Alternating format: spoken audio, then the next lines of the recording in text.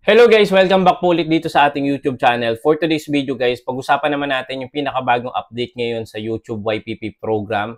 So, eto nga po yung repetitious content, now called inauthentic content. So, kailangan ba natin maghanda dito or kailangan ba nating kabahan dito sa bagong update sa YouTube? Okay, so may papanoorin lang muna tayong isang video before tayo mag-proceed dito. Ituturo ko sa inyo ano nga ba posibleng mangyari kapag tinuloy natin yung mga content nyo na ganito, and ano yung 5 best tips para maiwasan natin maging ineligible for monetization dito sa YPP or sa YouTube Partnership Program. So, meron ako guys dito ang isang video na credit kay DJ MA. Ayan. Panoorin natin to. So, i-content lang din natin na ito is for awareness and for educational purpose din, lalo-lalo na kung nagbabala kayo magsimula dito sa YouTube ng content at magkaroon ng YPP invite or invitation ng YouTube sa kanyang monetization. At dito guys, no, so minarapat ko na din nagawa ng content para kahit paano is mas maintindihan nyo kung ano nga ba yung naghihintay sa ating mga content creators starting July 15, 2025. So yun yung date na i-implement niya yung bagong policy sa monetization. So guys, yung mga channels na apektado dito, so monetized at non-monetized channels. Meaning, in short guys, lahat po tayo maapektuhan ng update na ito.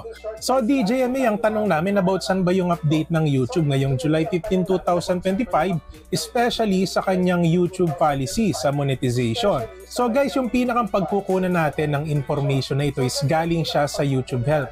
So meaning lahat ng sasabihin ko or lahat ng babanggitin ko ngayon is legit information about sa YouTube policy na i-implement niya starting July 15, 2025. So sabi dito guys, July 2025 updates to YouTube Partner Program YPP monetization policies. To monetize as part of the YouTube Partner Program or YPP, so yung YPP guys, for sure sa mga bago is hindi sila familiar sa ibig sabihin nun. Pero yun po yung ibig sabihin nun guys, no? So YouTube Partner Program. So once na tayo po ay eligible na mag-apply for monetization, so yun po yung a-applyan na. Isi-update nila yung ways nila kung paano nila ma-identify yung mga contents na ina-upload natin, gaano ba kadami or pinapaulit-ulit ba natin siya. Kasi guys, para sa akin dapat noon pa nila ito ginawa na mas maghigpit sila dun sa mga contents na ginagawa natin kasi madaming content creators na let's be honest na hindi na sila nag-e-effort dun sa mga contents na ginagawa nila. So time to time habang nag-upgrade yung technology natin, so madaming mga software, madaming lumalabas na mga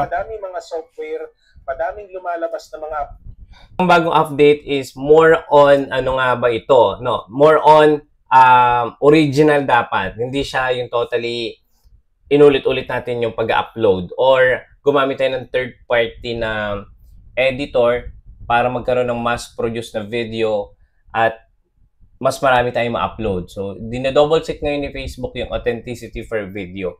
So, ito naman yung response guys, no? Ng isang YouTube or Google employee.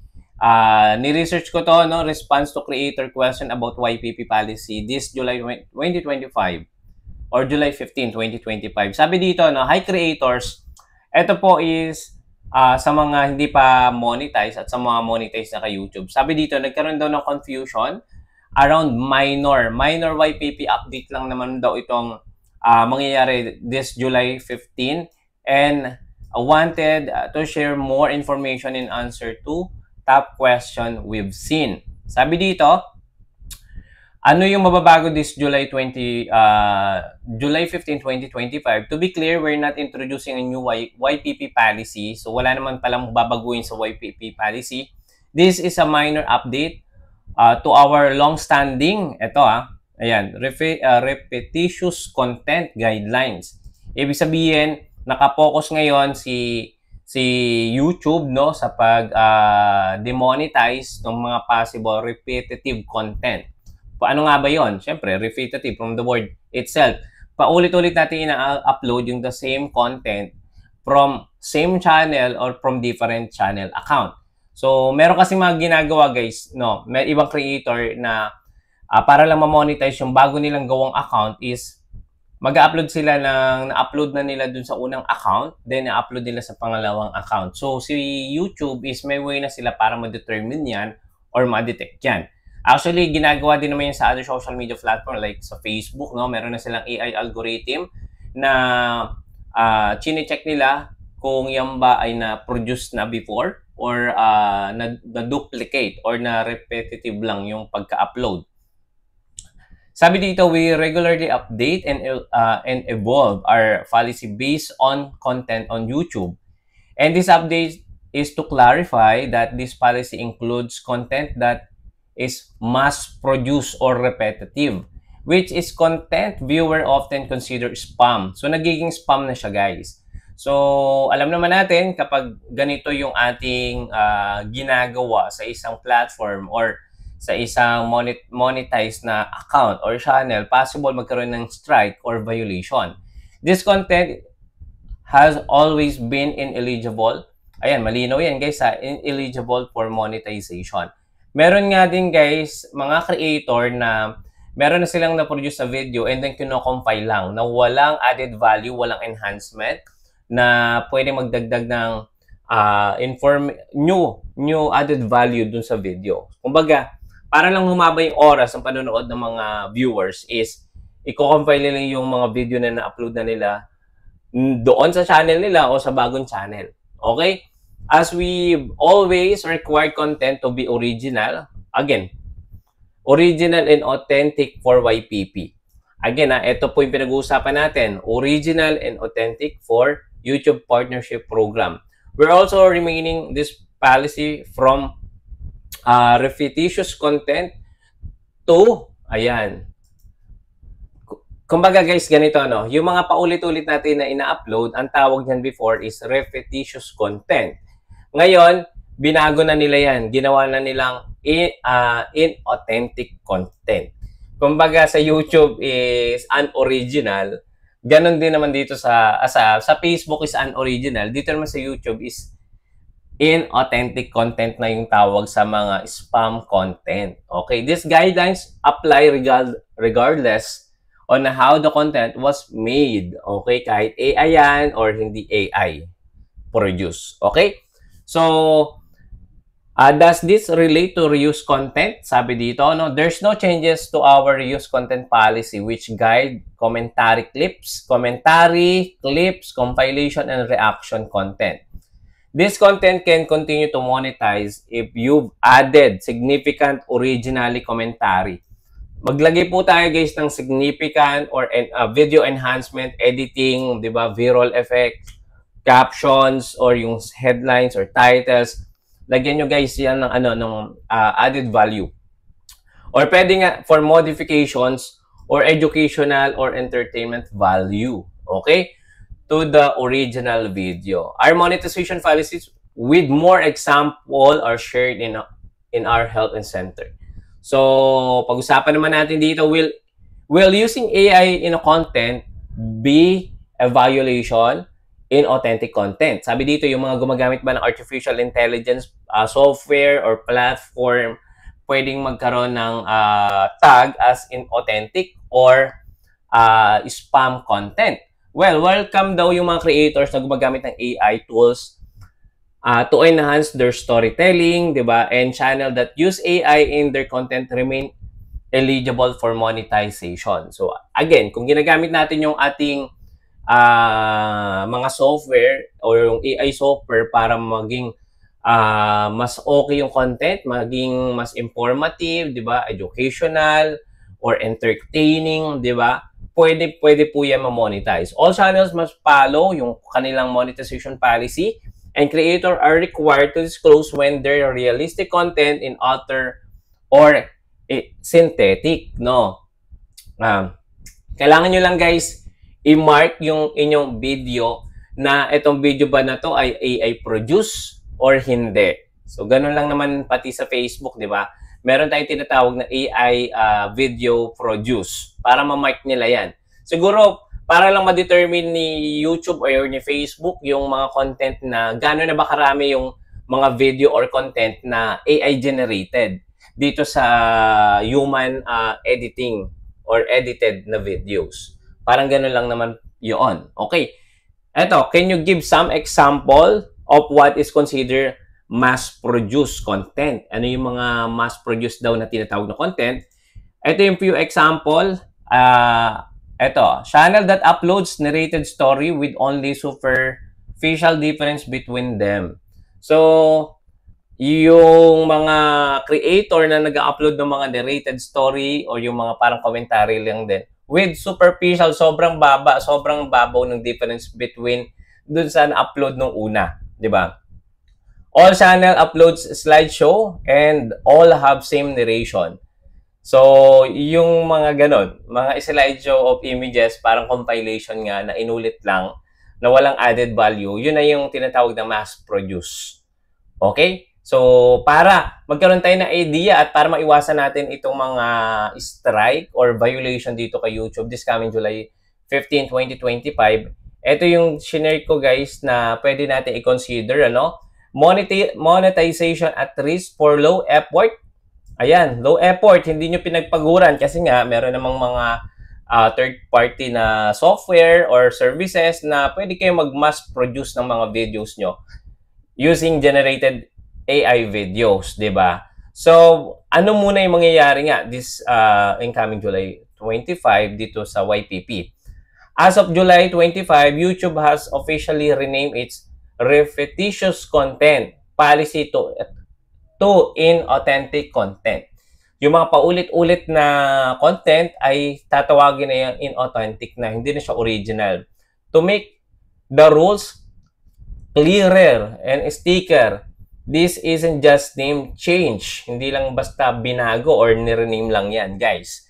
It's stronger push against low quality, ayan, copy-paste, AI-only videos. Again, kung yung video nyo ay 100% AI, tapos hindi tayo nag-edit, no? Wala tayo sa videos, 'di ba? Possible 'yan, hindi ma-monetize or magkakaroon ng strike or violation. So, pwede niyo yan mabasa dito sa mga links na ni-ready ko para sa inyo. Again, from official YouTube Help Center yan. Pag clinic nyo dyan, mapupunta kayo dito. Ayan yan. Mababasa nyo yan sa inyong YouTube channel account. So, ilalagay ko naman yung link niya sa may description. From The Verge article, ayan, YouTube crackdown. Ayan, yung mga spammy content, no? Marami pa. And yung Windows Central Coverage, article din nila yan na ginawa din nilang topic, no? Sabi dito, the updated monetization policies are designed to help better identify mass-produced and repetitive content. So guys, again, kung kayo po ay gusto nyo magkaroon ng monetization opportunity sa different platforms, especially sa YouTube, sundin natin yung policy nila. Okay? Huwag natin dayain. Again, mas matalino yung AI compare sa atin. Malalaman nila yung mga strategy or yung mga technique na ginagawa nyo para ma-monetize kayo. But again, kung more on AI naman yung ginagawa nyo, I suggest siguro 50-50. Pwede kayo mag-create ng AI-generated video and then nandun kayo sa video as sample, as a commentary. Pwede kayo guys nandun or yung boses nyo is original. Okay? So, eto, what counts as inauthentic content? So, ano daw yung mga example nito? Ito nga, repetitive, mass-produced, with minimal creativity or naging low quality na siya dahil nga po, 'di ba? Kinom file or yun lang, nilagyan lang ng mga slideshow of images, 'di ba? And walang enhancement, walang added value. So, iyan yung isang example. AI generated with little to no human input. Again, pwede naman daw po yung AI generated basta hindi siya 100% AI produced na content lang. Dapat meron kayong sariling boses, nandun kayo sa video, katulad ng ginagawa natin guys, nandito tayo sa gilid at nagbibigay tayo ng mga insight or tip, di ba? Para makaiwas sa mga ganitong incoming strike or violation na pwede natin makuha as a creator kung hindi natin to alam, di ba? Yung slideshow type video with basic text or voice over lang. So, I suggest, kung naiiyak kayo sa camera,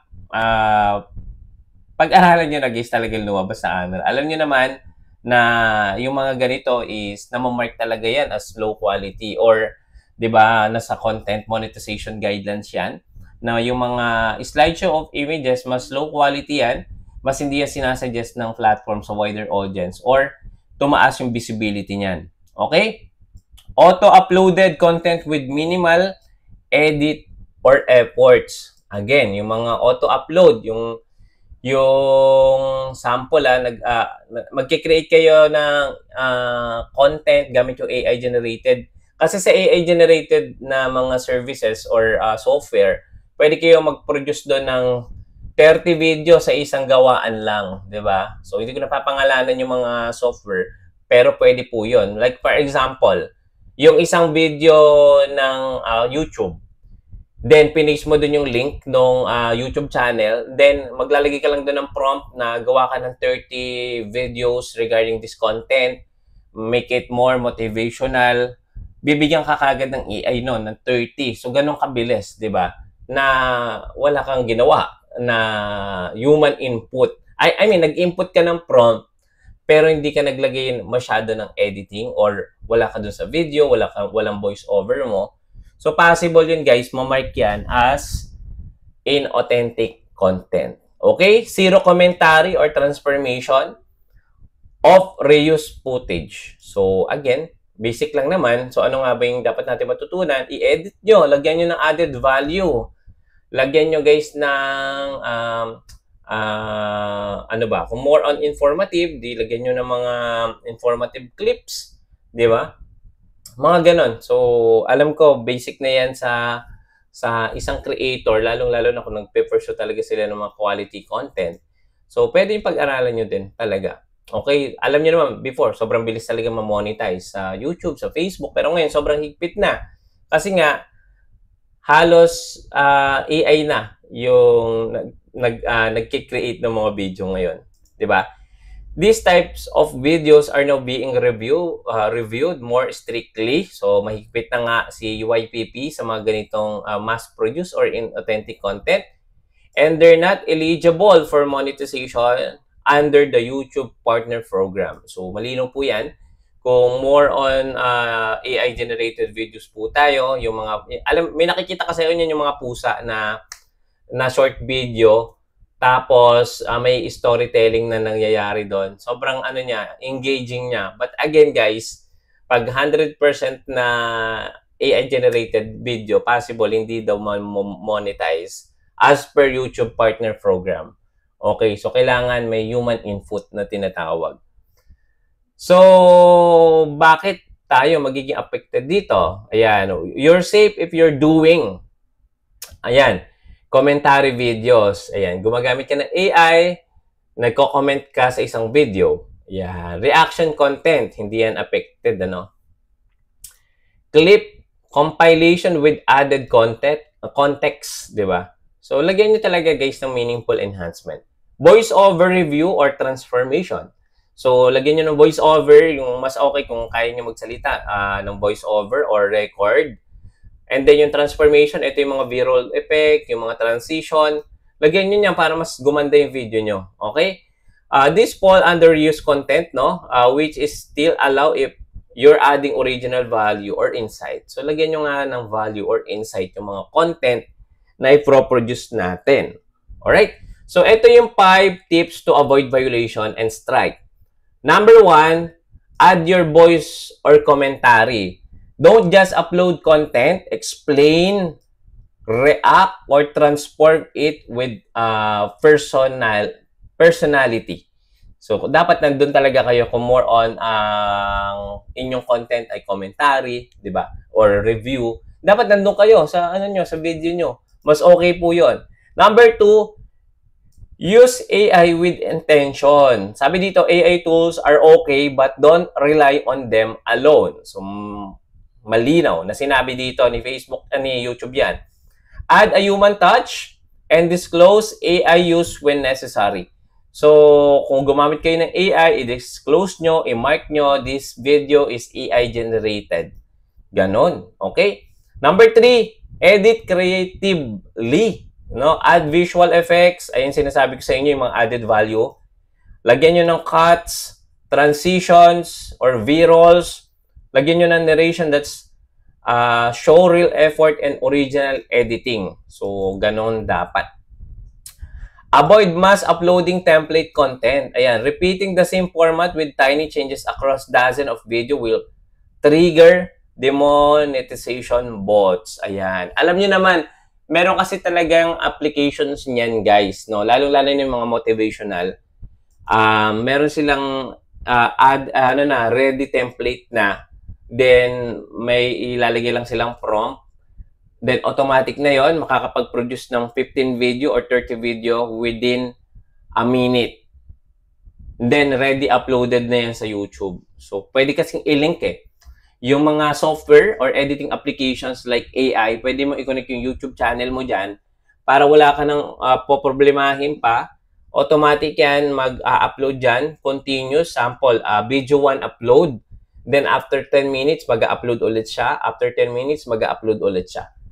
Ganon yung mga ibang mga software ngayon na ginagamit ng mga ibang creator para mas marami silang ma-upload, mas marami silang ma-produce na channel, 'di ba? So, 'yon. And yung number 5, i-audit natin yung ating account regularly. Review old upload if they feel low effort or borderline spammy, either improve or remove them.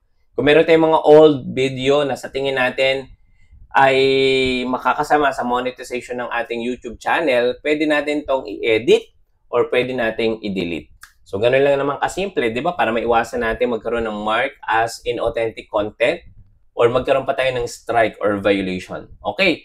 So, ito yung final reminders, no? This year, 2025, hindi lang this coming July 15, dapat original yung mga content and quality. Sabi dito, originality wins. Totoo po yan, guys. Again, nag-start tayo dito, 2020 pa, more on mga low quality pa talaga yung mga content natin. Until naman ngayon, guys, no, hindi ako masyado nag-i-edit.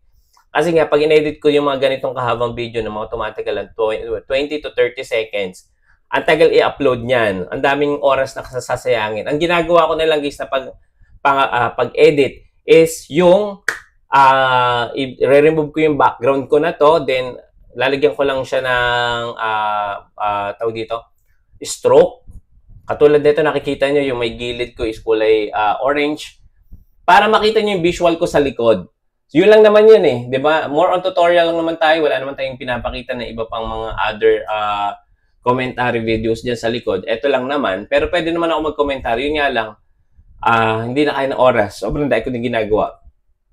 Number 2, your voice matter, 'di ba? So napaka-importante talaga na dapat tayo mismo yung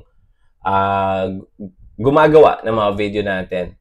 And eto pa, reminder din, AI tools help but you are the creator. So totoo nga yun, guys, no? Sabi dito, again, ulitin natin, AI tools help but you are the creator. Tama. Wag natin, guys, iasa na lang lahat sa AI, di ba? So, mag-produce tayo ng quality na makakapagbigay ng value sa ating mga viewers or followers katulad ng ginagawa natin. Every day naman may upload tayo regarding sa mga ganitong policy, hindi lang sa Facebook, pati na rin sa YouTube. Okay? So, wala dapat kayong ikabahala, hindi dapat kayo kabahan kung kayo naman ay nagpo-produce ng quality and original na mga video. Again, kung kayo naman po ay gumagamit ng mga AI video, make sure i-mark nyo yan ng AI-generated content at dapat lagyan nyo ng valuable context or meaningful enhancement ang inyong editing. Hindi lang dapat pure 100% AI. I don't know kung si YouTube is sobrang talagang strict na dito, pero ang dami ko pa rin nakikita ng mga AI video, hindi ko lang alam kung talagang monetize yun. Pero may mga nagtuturo kasi dyan, may mga courses dyan na AI, pure AI lang itong gagawin nyo. No need na ng human editing software or skills. Parang ganon. So, kailangan nyo lang mag-abide sa kanila. Pero again, guys, no, yung AI is makakatulong sa atin. Actually, ginagamit ko din naman yung AI pang research. pangkuha ng mga articles na pwede natin ma-share sa mga viewers katulad dito. And again, nag-share din tayo ng human experience or insight sa mga content natin. Okay? So for now, kung umabot kayo guys dito sa ating last part ng video na to at kung bago lang po kayo dito sa ating YouTube channel, don't forget to subscribe. Click the bell icon para pag meron tayong mga next produce na video, manonotify po kayo kaagad. Road to 200,000 subscriber na po tayo. Maraming salamat po in advance. See you again sa next video. Bye-bye.